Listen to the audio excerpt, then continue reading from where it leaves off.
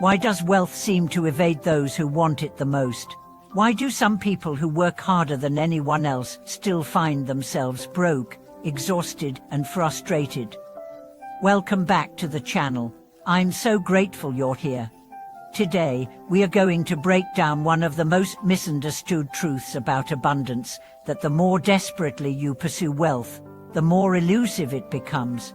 And paradoxically, those who stop chasing and start aligning often find that money begins to flow toward them instead. We live in a world obsessed with prosperity.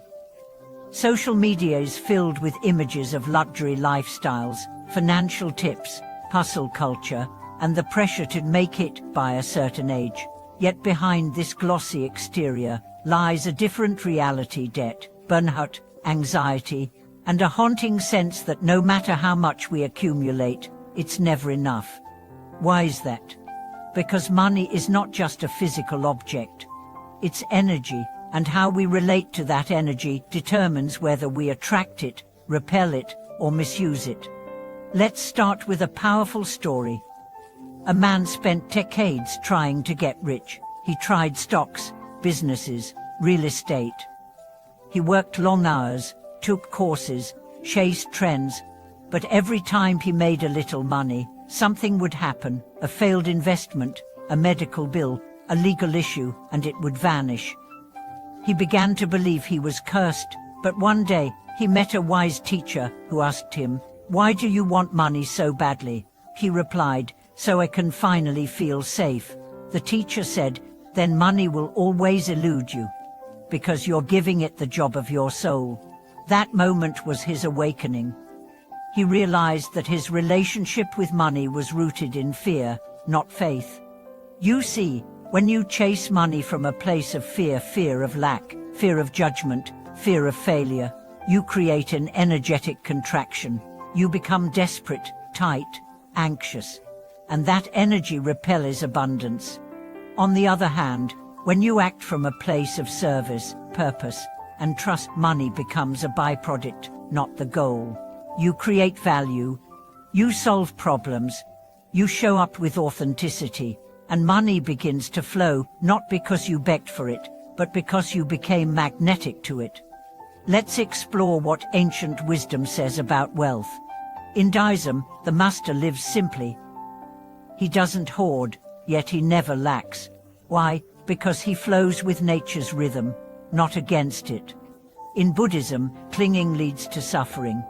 That includes clinging to wealth. When you grasp tightly, you block the natural flow of giving and receiving.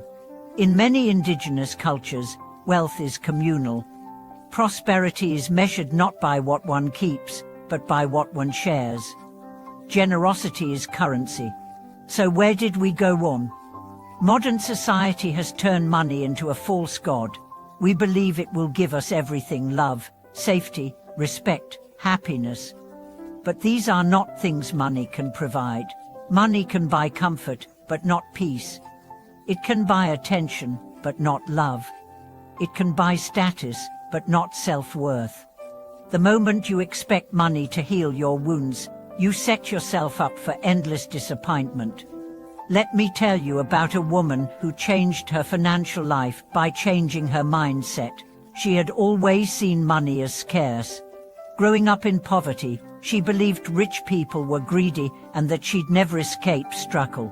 She lived paycheck to paycheck, afraid to spend, ashamed to ask for more. One day, a coach asked her, "What does money mean to you?" She burst into tears. "It means I'm not worthless." That was the lie at the root of her scarcity. She began a healing journey. She forgave her parents. She rewrote her money story. She practiced gratitude for every dollar. She gave freely, even when it scared her.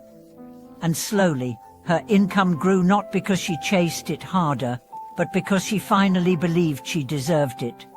That's the secret. You don't get rich by chasing money. You get rich by healing your relationship with it. And that relationship has 3 pillars: belief, behavior, boundaries. Belief means examining the stories you've inherited about money. Do you believe there's never enough? that you're not good with money, that wealth is for others. These beliefs are not truths, they are thoughts, and thoughts can be changed. Behavior means aligning your actions with abundance. Are you spending with purpose? Are you investing in your growth? Are you practicing generosity? Every dollar is a decision. Make them with intention. Boundaries mean respecting your energy. Say no to toxic clients, underpaying jobs, and financial codependency. You teach others how to value you by how you value yourself. And here's something else: wealth is not just financial, it's emotional, spiritual, relational. You can be rich in friends, rich in time, rich in purpose. True abundance is multi-dimensional, and when you honor all forms of wealth, money often follows. Let's not forget the role of patience. In nature, nothing blooms all year. There are seasons of planting, waiting, harvesting, resting. Trust your season. Don't compare your timeline to someone else's highlight reel. One final story before we close. A man gave up his corporate job to become a poet.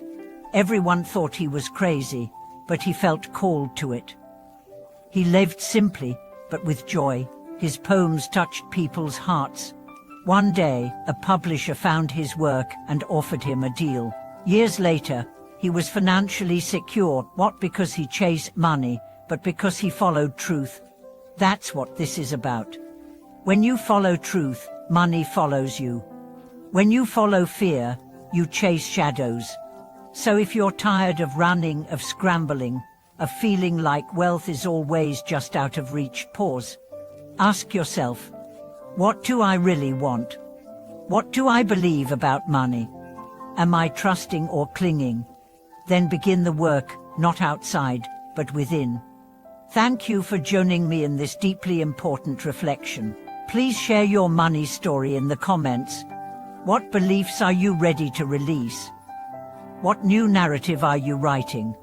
Like this video, subscribe to the channel, and turn on notifications for more soul-aligned insights into prosperity and purpose. Until next time, walk lightly, give generously, and remember, you were born to be abundant.